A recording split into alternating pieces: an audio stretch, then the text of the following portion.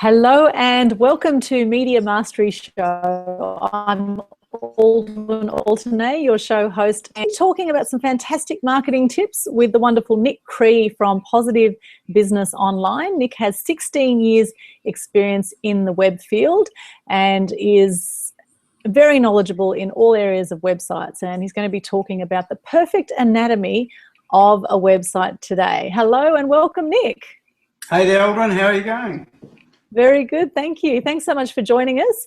And I am very curious, what is the perfect anatomy of a website, and where do we start with a great website for business, I presume you're talking about, or is this for any kind of thing that people are doing online? Well, mostly it's business, ideal in the small business to medium business sector. And as you're probably aware, I come across a great number of websites, and the most common thing that I hear from people is that their website doesn't work. It sits there, not many people come to it, they don't get many leads out of it, they don't get much conversion out of it, and most of it comes to, well, there's two sides that it comes down to. One side is actually getting people to the website in the first place, and that's probably the easier part, particularly with social media and Google AdWords these days. Mm-hmm. And the other part is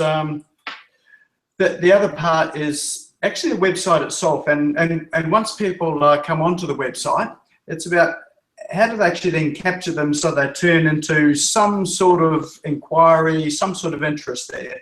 And what I've found is that most people today, or most business owners today, have had a website developed by a developer, or more often or not, a web designer. But they haven't really taken the time to have a look at what is the website supposed to do, how do we actually get it working properly so it's effective as a marketing tool, and there's some very simple things that people can do to turn their website into something that actually generates leads and inquiries for them. Very good. It is like a piece of real estate online, isn't it, with every website out there? And you really specialise in WordPress websites, is that right? Yeah, so today, I mean, we build primarily, well, always in WordPress. We have developed across a range of platforms, but today WordPress, it's one of the most common CMSs on the web. And the reason why we use it is because it's so easy for clients to come in and use. And my philosophy is that I want to be able to hand the website over to someone when we've built it so that they can manage it. They don't have to keep coming back to a web developer to change a word here and there. They've actually got control of it. And the only reason why we come back in is for strategy or for technical things that they need to have done to it. Mm-hmm. Okay. So what are some of these essential things that people need to attract people to your website? What do you need to do? Well, the fundamental thing is it starts with a question, and that really is why do you want a website? Mm-hmm. Sorry, my earbud keeps falling out here. Oh, that's okay. Yeah, so it really is why do you want a website? And most people don't really ask that question. And for small business and people that are actually looking for or rely on customers finding them, and this is a traditional replacement for the yellow pages. Everyone Googles these days. So once people hit the site, now the site should be doing the job of saying, hey, look, you're in the right place. What you've searched for, this is relevant for you, and we're the right people to help you. And the really important thing is then directing and guiding the visitor through so that they end up at a place saying, hey, look, I've read some material here. It sounds like the sort of thing that I need. I am in the right place. I'd actually like to take the next step and either pick up the phone and call you, or look, I'll just have a look a bit further. I'll give you my email address, and if you can give me some more information. So that usually is the job of a website. We're not talking about e-commerce. This is purely a business website that's for generating leads and inquiries, so that when you come into work, your inbox is full, or the telephone starts ringing as soon as you get into the office. Mm-hmm. So there are some quite simple things. I guess with mobile devices today, that's made it both easier and harder, the very first thing that every website should be mobile responsive. So when you're doing it on one of these devices here, it actually displays properly and displays the right information. And these days, generally, if someone's using a mobile device, there's two things they're looking for a local business. One is a phone number, and they want to be able to tap it to call, so it activates the phone function. The second thing that people are usually looking for are directions. So they're out and about, they're on their mobile phone, they're thinking, that's right, I'm going to XYZ business, where are they? So then it should then activate a Google map, which then they tap on the link, where are you? And it opens up a link to Google, and then they can just navigate straight there. So on a mobile device, those two things are absolutely critical: the phone number and how to get there. So having those touch friendly, so you can just tap and call directly from your website. Yeah. Yeah, and that's a really, really easy thing to implement. And I see so many websites that just don't have both of those elements. And so to make a website, with a phone number that's tappable, it's like a minute job. So it's not that long to do it. And anyone's got a web developer, they should know how to do that. And as far as the positioning of the phone number, it should be at the very top of the website. So don't hide, how people contact you. So the best place to have the phone number is people read from left to right. And the common thing is people are used to having a logo on the left-hand side of the website and the phone number on the right-hand side. So as they're reading through, there's the phone number, and that's a call to action. So if they can just get there, tap it, and that's your first call to action. Certainly having a tappable phone number can increase your inquiry rate by up to 2 or 3 times because you've just made it easy for people. Interesting, because it's such an instant society now. People want instant access, and it's amazing how many websites don't have phone numbers at all. I'm blown away. A lot of people just can't be bothered filling in those online forms. So just the simple thing of actually just having a phone number and being contactable, it seems like a very basic thing, but it seems. And a lot of people hide it away on the contact us page, which is a good place to have it, but you actually want it everywhere on your website, so that wherever they are and whatever they're reading, if this is what they want, there's a simple way for them just to tap the number and to call. Very good point. And what are some other things that people must have on their website? Well, one of the things I do up front with businesses is to look at and ask them, what are the top 3 or 4 areas that they generate 80% of their revenue from? So we look. So if that's where they make their money, those are the things that people are probably looking for. So let's showcase those up on the home page, up above the fold, and we call those junction boxes. So, for instance, we've got a building and pest inspection business that we've built a website for, and the common things that they get asked for are building inspections, for pre-purchase. Pest inspections for people that have got a house and they are concerned about termites or ants and they need to actually have it checked out and have something done about it. And the third thing, interesting enough, was pool inspections a wee while ago, because we're up in Queensland and the laws changed recently. So everyone was rushing to get pool compliance. So those were the 3 top income earners. So on the home page, so we put up 3 boxes on the home page, so that as soon as people hit the site, they say, yep, I was actually after a pool inspection because that was why I came to the site. That looks like the place for me. You click on that pool inspection junction box, and that takes them to a landing page which tells them all about pool inspections, why they need to have it, what happens if they don't, the consequences, both legal and safety with kids and family. And then most importantly, how do they then make an inquiry to request a pool inspection?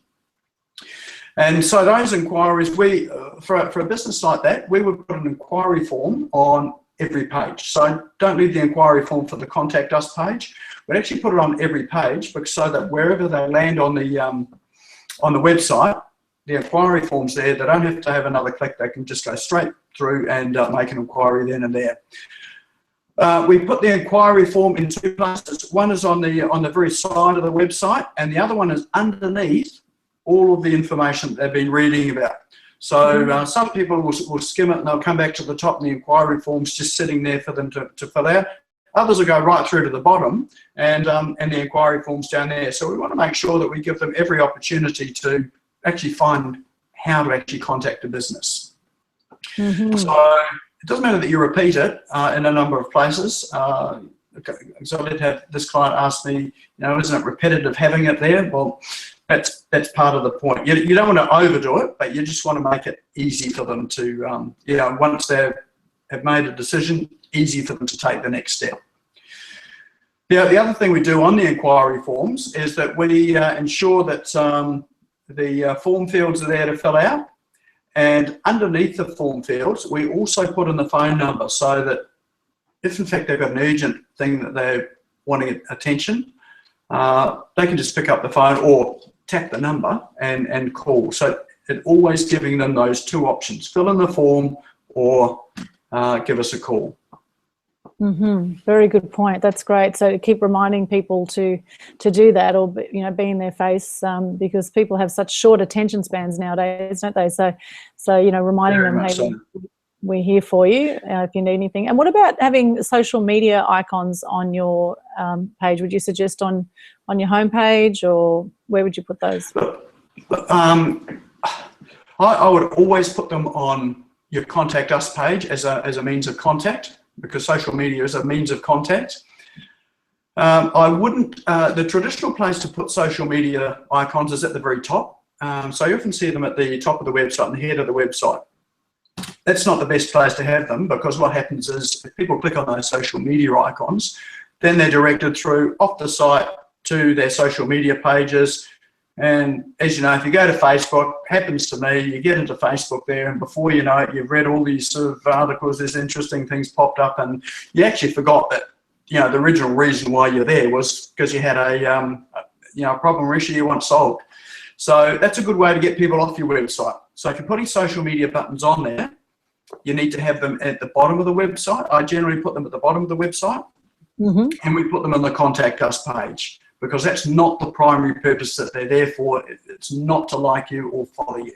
It's actually to do something on your website. And there are two sorts of social media icons. One sort is to head over to Twitter or Facebook to like you and follow you and get your posts. The other social media icons are the ones where you get to share content. Now, they're very important to have on the website, because that's people doing free marketing for you. So if you've got compelling articles on your website that people like to share, them clicking those buttons and putting it through to social media is them doing their marketing for you to their friends. So that's really important to have that on your website. And these days, depending on what sort of business it is, you definitely want to have Facebook, you want to have Twitter, you want to have LinkedIn, and depending on the business, things like Pinterest and Instagram, they're gaining more and more popularity as well. So don't ignore those channels. Just because you don't use them doesn't mean that other people don't. And if they're marketing for you, put them on there so it can be shared there. And of course, Google Plus is fantastic also for your SEO. It's amazing when I search my name on Google, quite a lot of my Google Plus posts actually come up on page 1 of Google. Page 2 comes up pretty high. So I think Google Plus is a very good platform, even though there's not as much engagement, it seems, as Facebook at this stage. I think it is great for SEO.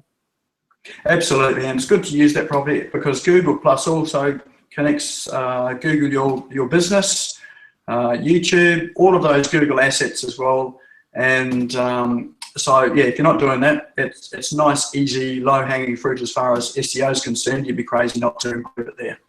Now, we were just recently at a 3-day workshop with Brett Thompson and Lanika Cruz, and it was all about copywriting. And it was actually called the 7-Hour Sales Machine, and they're talking about the importance of copywriting and on your website and things like headlines, etc. So what would you recommend to people about the actual copy on their website? What sort of structure should it take?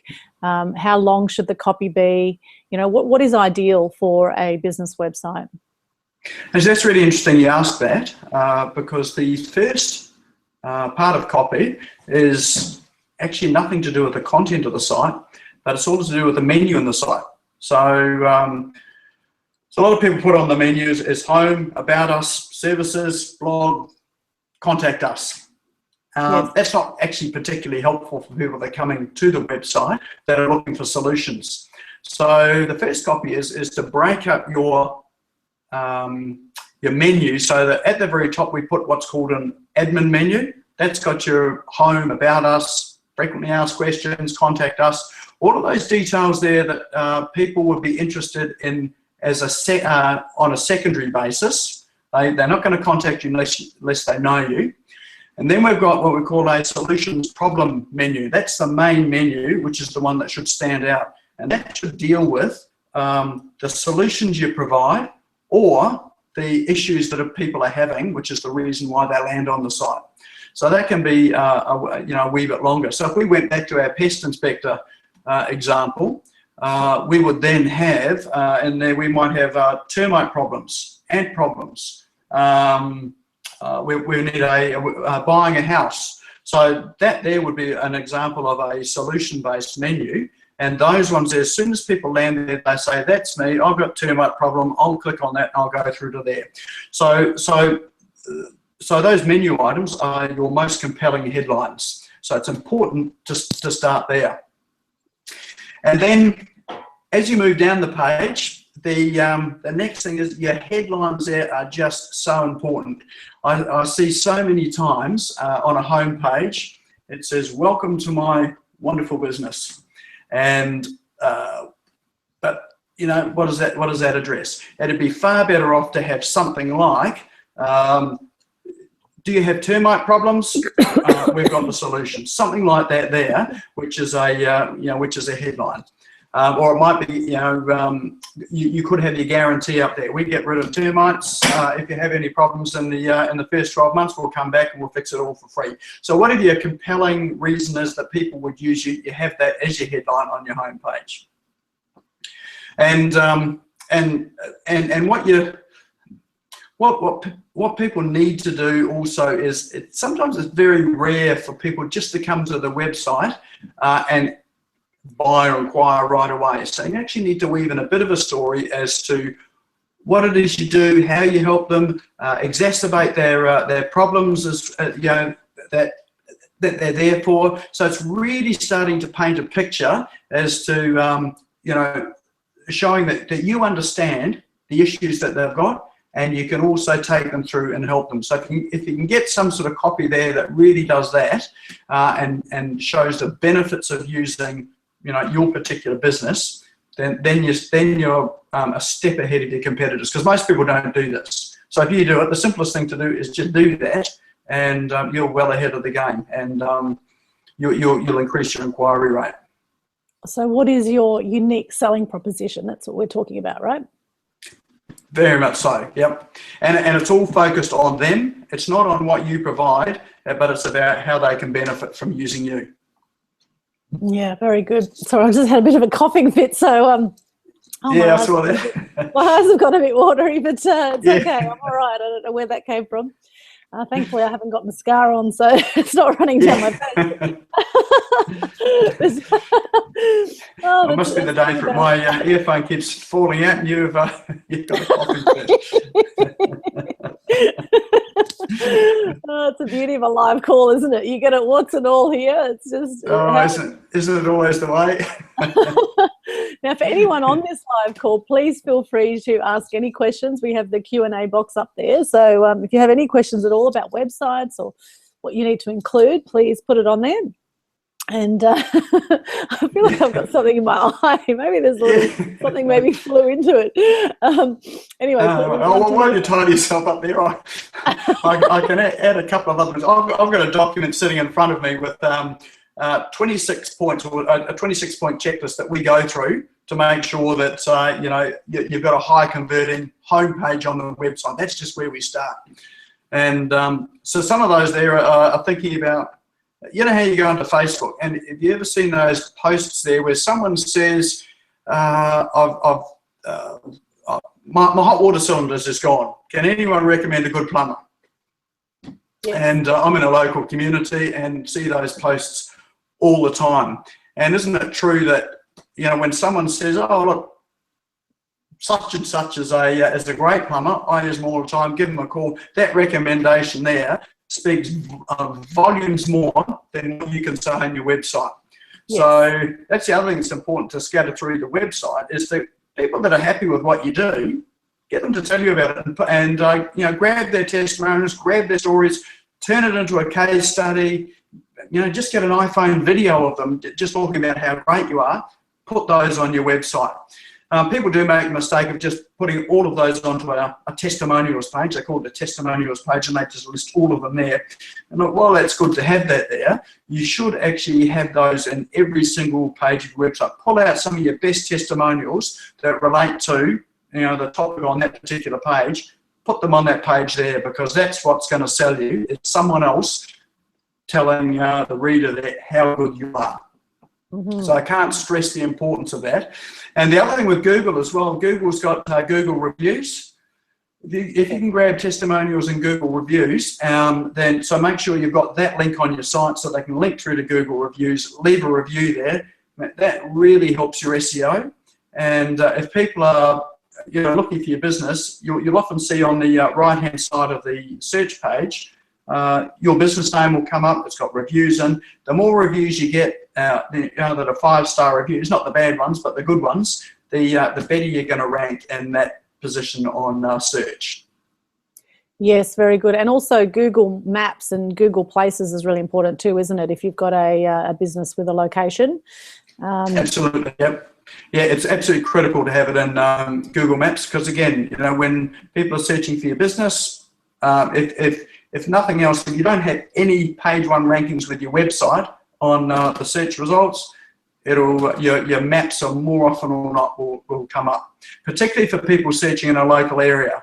And I remember just recently I was down in Sydney, and I lost, you know, the little screw in your glasses that holds the arm on, and yes. I lost the screw, so my lens fell out, and the arm was falling off, and I was going into a meeting, so I had to get my glasses fixed. So what I did was I pulled out my phone to Google Maps, and I Googled optometrist, because all I wanted someone to do was to screw this little screw back in.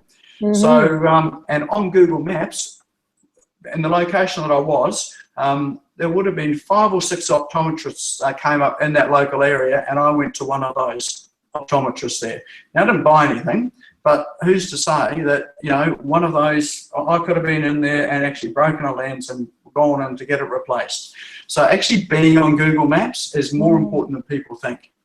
And there's a process to that, isn't there? Doesn't Google send you a card or something? You know, what is the process to get on Google Maps? Yeah, there is a verification process with it. So, you know, you do need to log in, fill in all your details, and then Google will actually post out a postcard to the physical address that you put in your Google My Business.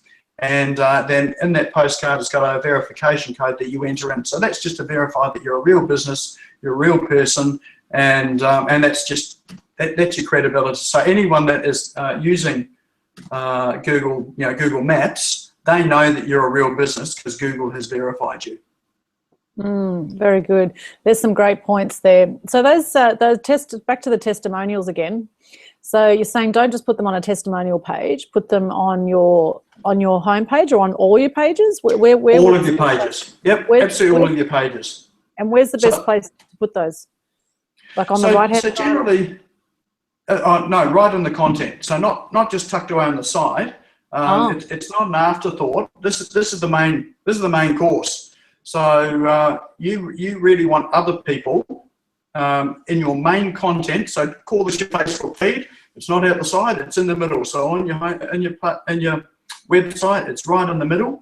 So as people are reading down and you're describing what you do, the benefits of using you, bang, they hit a testimonial that actually just really says, hey, look, actually what you've said above here, that's absolutely dead right. That's been my experience when I was dealing with this person. They were fantastic. They did what they said. They delivered what they said. They came on time. They tidied up after themselves. And look, I couldn't be happier. So if you've just told people what you do and then you've got someone else saying, hey, look, this was my experience, it's exactly that. How powerful is that? Very good, very good. It's kind of like the power. Yeah, sorry. Yeah. And the other thing I was going to say with that too is sometimes you see those scrollers that have scrolling testimonials, you know, it'll scroll through and then you've got sort of 30 seconds to read this testimonial, and bang, the next one comes along, and then bang, the next one comes along. That's just a waste of space. What you want is you want to choose your testimonials so that back up the content that's on your page, and just use that testimonial there. You don't want them flicking on and off. You just want to use ones that support all your content. So there'll be different ones for each page, but it does support your content. Very good. There's some great tips there. Okay, fantastic. So we're talking about the perfect anatomy of a website here today, in case you've just hopped on the call or you're watching this at another time. So what are some other elements, Nick, that we need for a perfect website? We've covered quite a few points already. What are some other things? What about photos? What sort of... Photos, I was just going to say the visuals. Okay. One thing I try and avoid is just those cheesy stock photos. You can get all those ones with smiling faces and horrible ones. Yes. If you can at all possible, you want to be authentic. So if you can get photos that are of your business, people get a professional photographer. That's what really works well. Spend the money, get a professional photographer to come out to your business for, you know, half a day. That's probably all they need is a half a day, and get some photos of you at work, your staff at work. Certainly get mug shots of all your photos, some good headshots of your photos. Because people don't know who you are. So their first introduction to you is on the web. So you need to be able to, and people like to deal with people. So, you know, and you'll find that the most visited page, apart from the home page on a website, is the About Us page or the team page, because people want to see who is it I'm dealing with. Let's find out a bit about them. Do I trust them? Do I like them? And that's like your virtual handshake. So, yeah, so really important to have good photos, and you want to really showcase what they do. So when people actually come and visit your business, that it's congruent. So they see that, hey, these are the photos that I saw in the web. These people are genuine. This is obviously a real business, and you just want to have that authenticity coming through. Yes, very good. And I notice on your business card you have a photo of you. There it is. Oh, right? Yes. There's you on the business card, and I have one as well. I have to find one here, but I have one on mine. Oh, my bag's not there. Okay.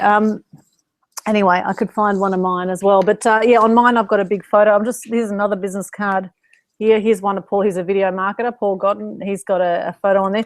So, you know, there's a big difference. Here's another lady. Actually, these are all people that were at the seminar. There we go. Yeah, right. So, you know, it really makes a difference, you know, compared to, say, a card like that or a card like that, where you think, you know, yeah, you just don't connect quite the same when you don't have a photo on your card or a great photo on your social media. It's amazing how many people have just shocking photos on their social media. So once you get great photos, you can repurpose it across so many different use it everywhere. Yeah, areas. Absolutely. It's really worth doing, and I really want to find one of my cards now. Yeah. You keep chatting. I'm just going to wander and find one. And get one. I was just going to say, it's interesting that a business that I was dealing with is a local business, a family-owned business, and they had on their website that they are a family-owned business. They had a picture of themselves, their wife, their kids, and just showing that they're locals. They took that photo off, and their conversion rate dropped.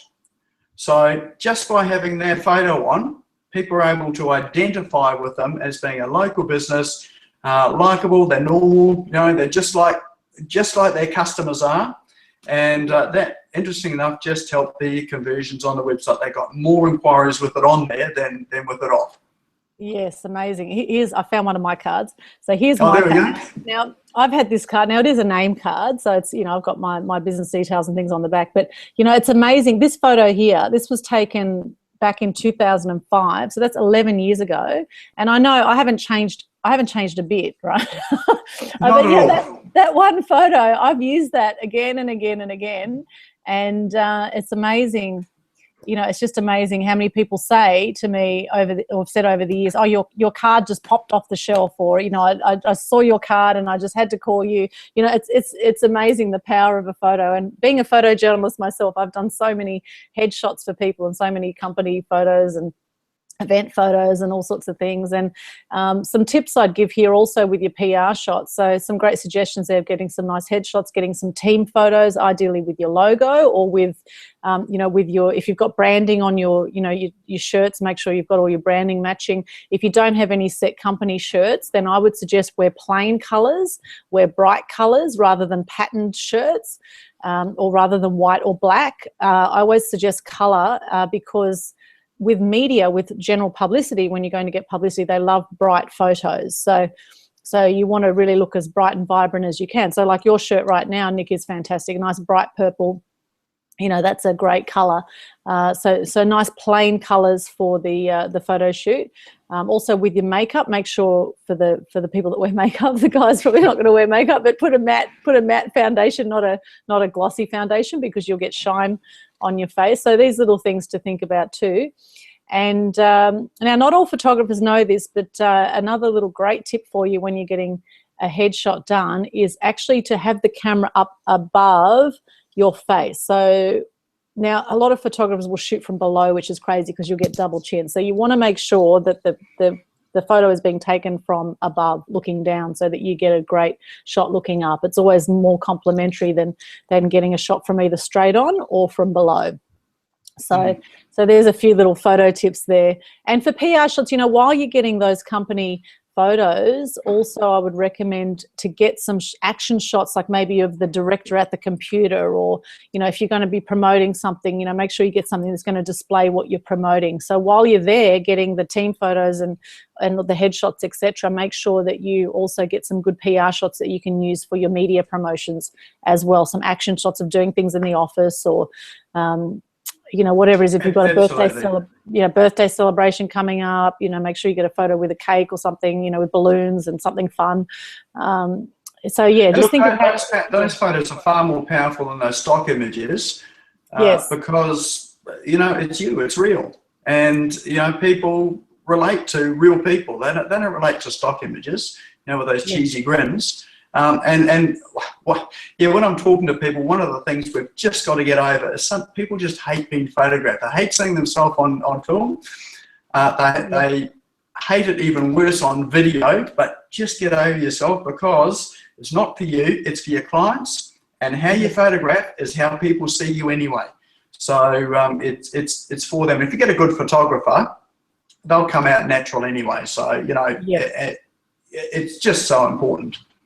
Absolutely. And if you say to yourself, I always take awful photos, and you're going to be pulling a face every single time, I can guarantee it. So let that story go, and just be natural in front of the camera, and really think of how you can be of service. That's very important, how you can be of service, because people do want to deal with other people. I think particularly more so nowadays when so much is online, you know, I think people really want that connection. You know, it's almost like we're more connected online than ever before, but more disconnected one-on-one than ever before as well. You know, it's like people are really craving that that personal, you know, one-on-one contact to know they're dealing with an actual real person and not a scam artist on social media or something, you know. Absolutely. And you actually raised another very interesting point there too, and that is producing content regularly for your website. The best sort of content you can produce, like on a blog or your news feed or whatever, is content that is you and your team and your business doing things. So out in the field, and, you know, let's say you discover something. So I'll go back to my pest control person, because that's just top of mind at the moment. But I get them to film what they're doing. So it's just a little iPhone. So all I say is just go out there, take the iPhone there, film something that's interesting. So the pest guy, he went out and found a massive writhing termite nest. And so he just filmed that, and there would be about 3 minutes worth of footage. But he filmed it, and he just went through it and said, look, now there's the queen. These ones here are the, like, I can't remember what they were, but, you know, he just described all the termites, what they're doing, how how their action there is damaging the house and the wood, what the impact of it all is. And wow, what a powerful video that was. And so he's able to use that on his website. We've got that on his website now. Was able to use it in social media. So by posting that, what we got him to do was to post it on the website, and then that website automatically shoots that out to all of the social media. So what happens is it goes out as an article to, let's say, Facebook or Google Plus, and so people get that link. They can click on the link and come back to the website to actually get the full story. So now you've got someone that's on your website. While they're on your website, now you want to have some compelling content there that says, hey, look, you're in the right place. These termites here, the people that called me in, they didn't even know that this was under their house, and they didn't. This is a real story. They didn't know that this was under their house. The reason why it was there was because the capping that was on there, the foundations, it wasn't there. So the termites had mudded up and got over it, and had the termite inspector not been there within a year, they would have had some serious problems in their house, some very, very expensive problems. So then just talking about that story there, and what we did with the site was that we added a photo upload area. So I said, look, if you have any problems at all, just take a photo of it on your iPhone, upload it here, I'll have a look at it, and I'll ring you back and I'll tell you what the, what's wrong or what's doing this. So now he gets calls just by people uploading those photos. Just such a simple thing to do. And everyone wanders around with their phones. Why not make it easy for them? Send a photo in, tell a compelling story, and that there's going to get you more inquiry. So let's not be boring and just do what every other business does, and don't copy their websites. Be compelling, tell your stories, the real stories that are out there, and that's what really sells people, because that's authentic and genuine.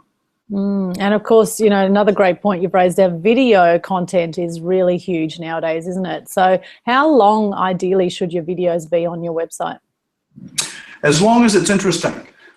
Okay. So everyone asks that question.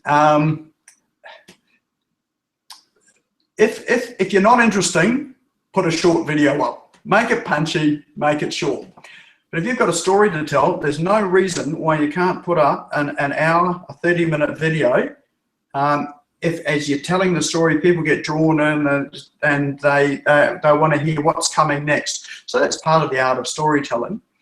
But if it's an intro video, you can have a 30-second intro video. You can have a 5-minute intro video, which is just you as the business owner, or the people that are in the business, delivering the activities, just talking about what you do.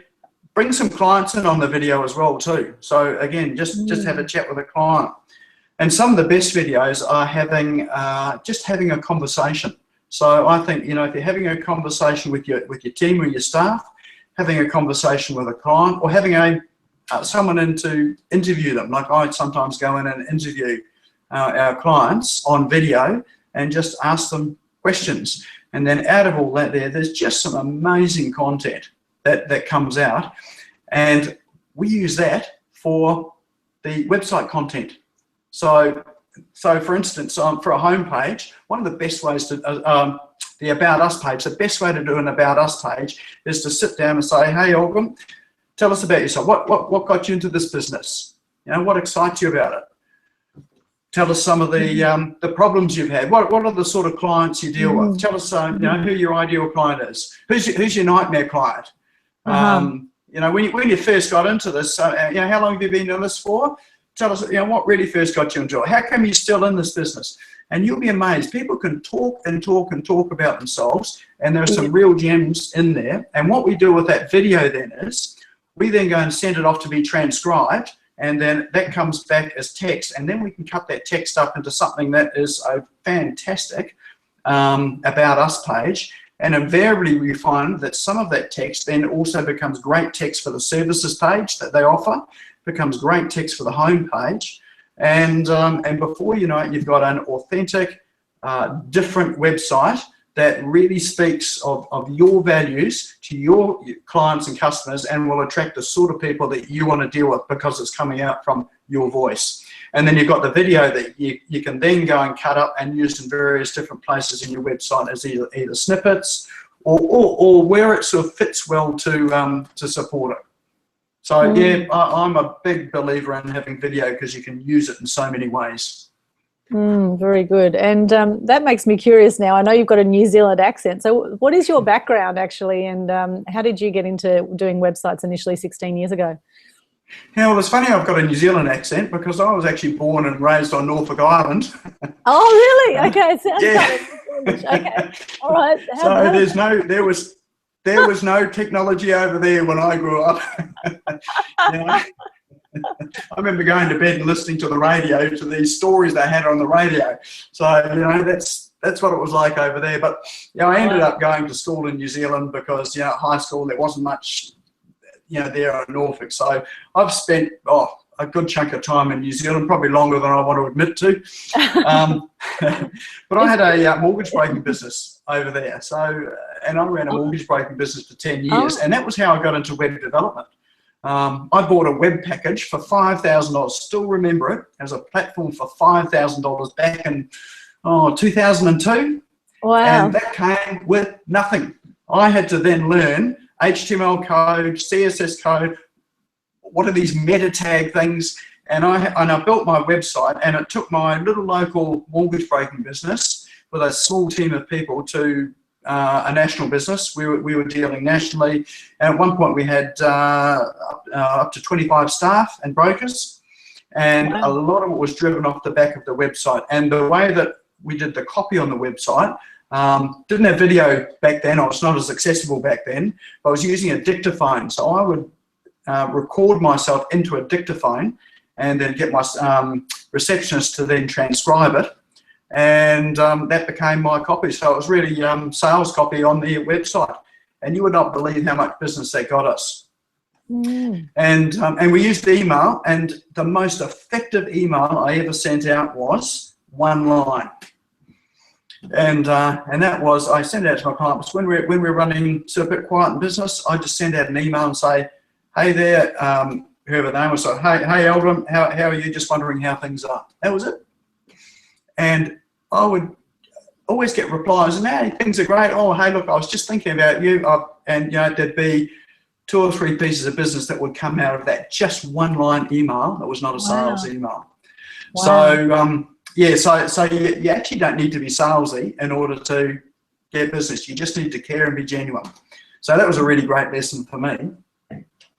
Yeah. And then I sold the mortgage broking business just as the GFC was hitting, so it was great timing, and came out to Australia. And I was sick of dealing with 25 staff and the overheads in the office and everything that came with it.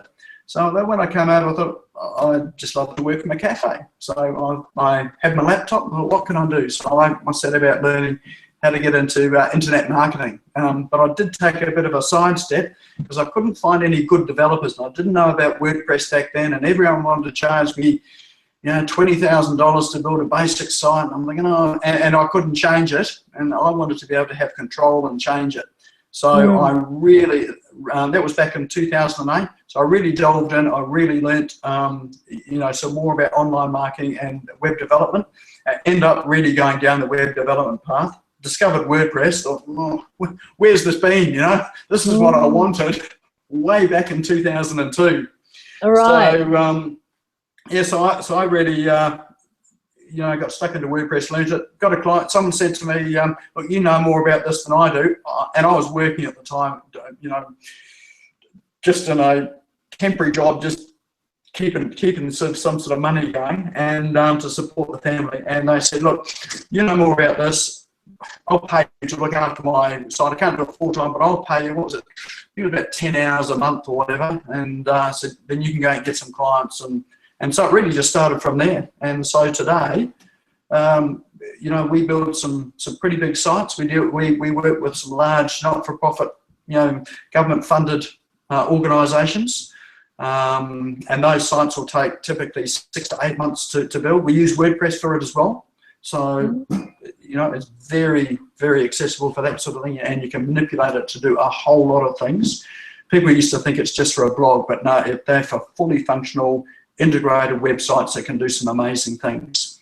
But most of what I like dealing with are the people like me, people like you, small to medium business who really want something that's going to work for their business. And one of the key things that we do today is to look at how can we automate some of the functions in your business. Mm-hmm. So things like, when you've sold to a client, then we can set in place an automated follow-up series coming straight from your website there on, say, how to use the product, how to care for the product. So again, if it's pest inspectors being around there, we've just been around to inspect your property. Here's what you can do to make sure that you don't get reoccurring problems. Here's how to look after the bait that we put down, or whatever it happens to be. Don't pile firewood up against your house, because that's an invitation for termites to get up there. So you can set in place 12 months worth of follow-up there, so that when the 12 months come around where they need to have the pest treatment once again, they know who you are, because you've been giving them good information for every month over 12 months. And it's in there, it's automatic. You don't have to bother doing it. It just happens. All you have to do is go into the website once you've serviced them and change the date, and then it just kicks it off again. So we've integrated that successfully in a number of businesses, so that their communication with their clients just happens. There's no I got too busy, or I didn't get time, or I'm too busy actually working on other clients to actually do the follow-ups. It just happens. And the amount of business that comes out of that is just the follow-up is phenomenal. Because how many times have you been to let's say a hairdresser, even, for instance, and they don't ring you back, and you need to get your hair cut every 6 weeks or 8 weeks. Yeah, they don't ring you back. So why wouldn't you do that?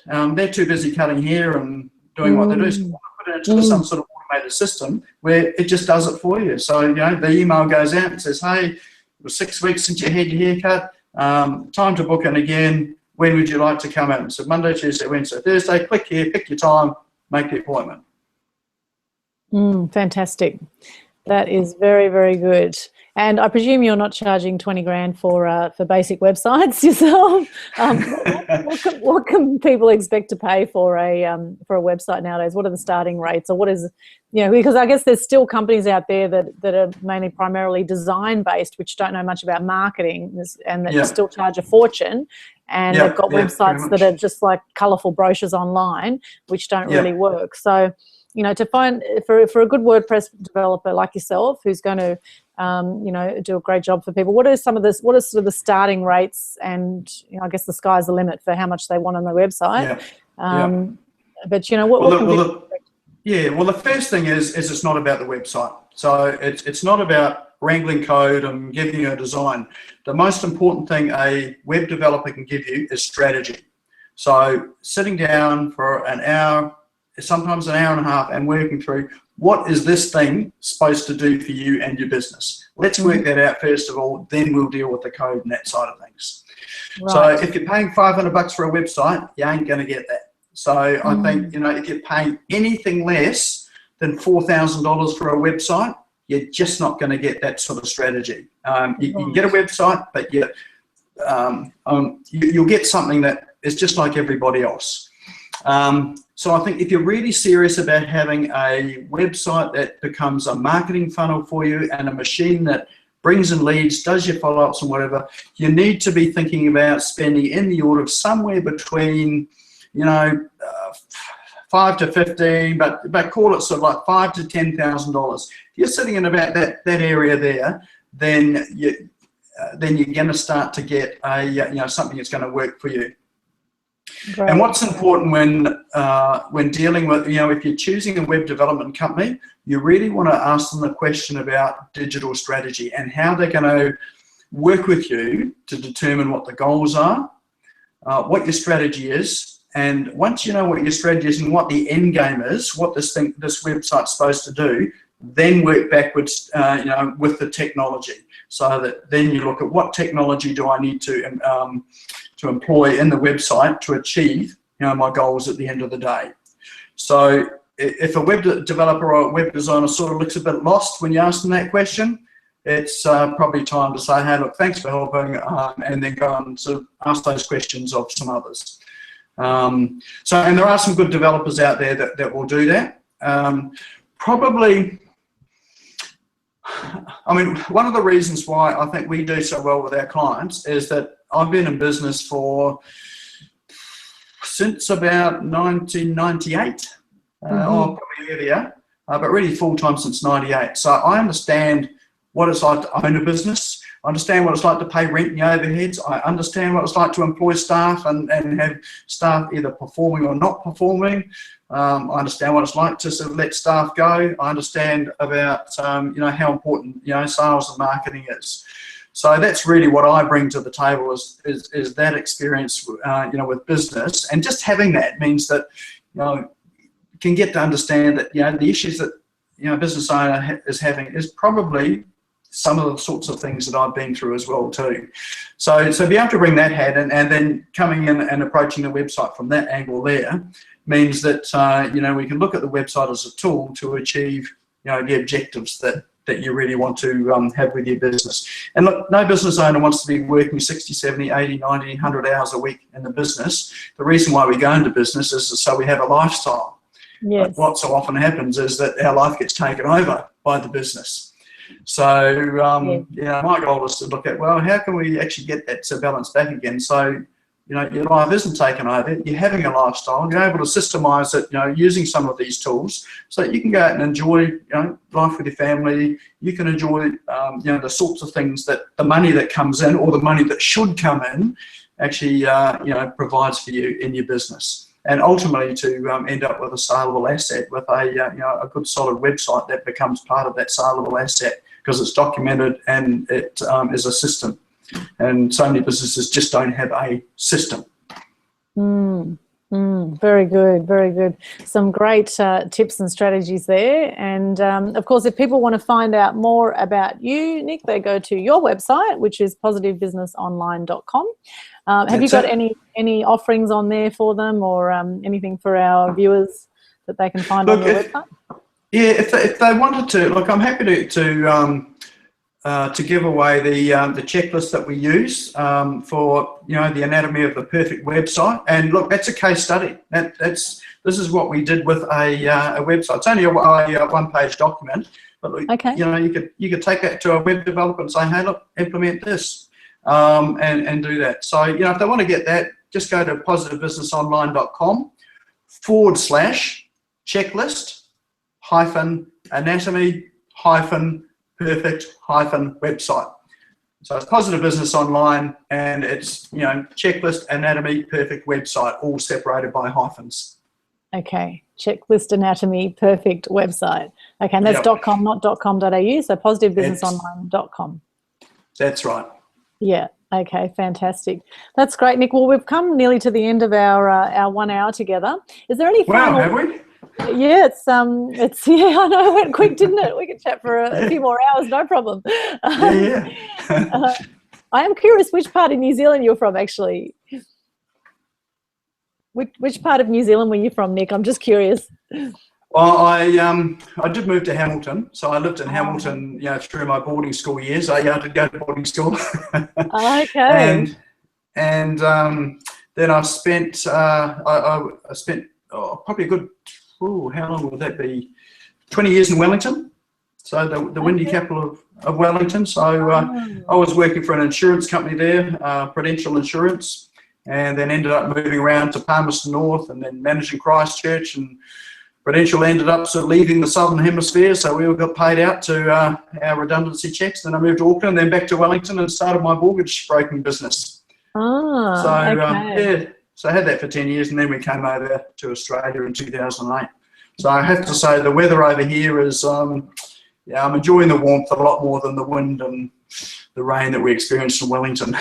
Yes, yes. Well, I must say I love New Zealand. I've been to Auckland and Waiheke Island, and I just recently got back from Wanaka and Queenstown, and went to Milford Sound. And I mean, some of the spots down on the South Island there are just absolutely unbelievable. Oh, it's magic, isn't it? Very, very majestic. I was there in February actually, so that was pretty good weather back then. But I would say right now it would be absolutely freezing. So I must say I love the weather here. However, it is stunning. New Zealand is a beautiful place. Very nice to visit at least, and then you can come and settle back in Australia in the warmer climate. So best of both worlds. Yeah, and we're only a few hours away. So that you've shared some fantastic tips with us, Nick. I really appreciate all of that. Is there any other final things you want to say about, the perfect anatomy of a website? Have we missed anything that people really must have on their website? Yeah, there's plenty of things we've missed. I didn't cover them all, but if they go and grab the checklist, then there's a whole lot of stuff there. But I think, your most important thing with the website is don't just do a quick job and just throw something up. I mean, that might be okay just to get a presence up there, but really do spend some time thinking about what the job of the website is, and really do spend that time working through your digital strategy. If you do that, it's just going to pay off, tenfold, hundredfold. And the stories that I hear, I meet clients who've had website after website after website developed, and they just haven't worked, and they've gone overseas and they've had sort of someone do it cheaply from some outsourcing site. Hasn't worked. They've had someone else over here do it that just hadn't understand the strategy side of things. And I had one client who said to me she'd spent about $30,000 on websites, and she said, look, if only I had, and she knew about me prior, but I was just too expensive at that point there. And I think I was charging less than $10,000, but she'd spent 30, and she said, if only I'd come to you first, then I would have something that's working. I would have paid more money than I paid in these little dribs and drabs as I went through, but at least I'd have something that would be working and generating business. So it is worth paying the extra to get something that works. So so I'd just say, work at your digital strategy, pay for competence, and get it done properly. Yeah, great. And do you look after SEO as well for people with the websites? Do you do a whole package with that? Yeah. We do that as well. So we'll set it up so that it's all compliant with your search engines. And what we do too is SEO is not as hard as people think. We show them how to do their own SEO. So as they're writing articles and as they're managing their blog, and their web pages, they can actually do a lot of that SEO work for themselves, and it probably adds another, 15 minutes to an article they're writing. But that 15 minutes is going to be 1,000% better than their competitors who are not doing it. But if they want full service SEO and for us to do it, look, we'll have a look at that in their digital strategy. It's not suitable for some people. It's not really appropriate. For others, it works really well. So it's just a matter of working out, do you do your SEO, or do you actually pay for advertising on Facebook or Google ads? And there are good reasons and compelling reasons to do both. You just need to work out which strategy is going to be best for you, and you're going to pay for both. So people say SEO is free. It's not. You're still going to pay someone to do it if you're not doing it yourself. Fantastic. That is great. And, really it is crucial to have an up-to-date website and to keep it up-to-date. It is something that you don't just do it once and just sit and forget about it. You need to constantly, keep putting new content on there and keep it live and active to be front of mind, I guess, for Google. That's one strategy, isn't it, to keep it on page one of Google. Yeah. Well, that's what people, if you hire a salesperson, you don't bring them on and give them a day's training and let them loose and that's it. You never do anything with them again. You're constantly training them. You want them to improve, and there's a lot of work and effort that goes into a salesperson to get them, to the point where they're actually doing a really good job for the company. It's no different with your website. The only difference is this salesperson doesn't talk back to you, and it's there working for you 24 hours a day, 7 days a week. So. And it's the cheapest salesperson you'll ever get. So it's well worth. I mean, if you're paying a salesperson 80 grand a year, imagine if you put that sort of money into your website. And I'm not saying you should, but put that sort of money into your website and your marketing. You'd never need a salesperson again. It'd be doing the job for you. But you don't even have to spend it. You can spend a fraction of that and get as good a results, if not better results, than say some of your average salespeople out there. Very good, very good.